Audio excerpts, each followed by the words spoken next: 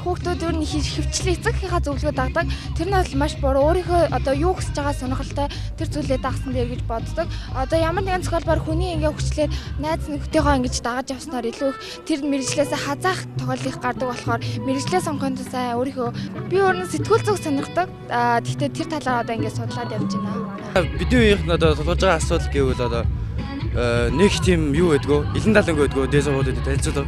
Тиймээс нөгөө нэг нэгдүгээр курсын ч юм уу тийм хүүхдүүд одоо дунд ангийнхан буюу ахлагч сургуулиудаа явж танилцуулга их маягаар явуул зүгээр гэж боддог. Тийнхээ дандаж за тэгээд яг надтай адилхан 12 төгсөгч хүүхдүүд хүссэн сургуульдаараа ээжтэй өндөр оноо аваараа хүссэн сургуульдаараа гэж хэлчихсэн. Өөрөө мэдгүй хүсэл сонирхолгүй дургүй мэрэгчлээ сонгосныхоо дараа ирээдүйн сонголтоо буцаах хэрэг болдог. Энэ бол амьдралд нь маш том одоо эмгэнэл буюу цаг хугацаа алдах бас санхүүгийн хэмжээ алдах зэрэг олон бас буруу шалтгаантай асуудлууд үүсдэг л дээ.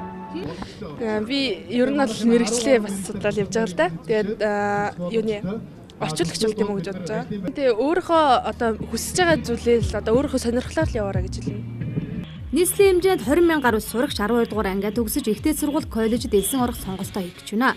Судалгаанаас харахад 60-аас 70 наслсан хүн амьдралынхаа бараг 30-аас 40 жилийг сонгосон мэргэжилдээ зориулж түүнд амьдралаа зориулсан байт юм байна.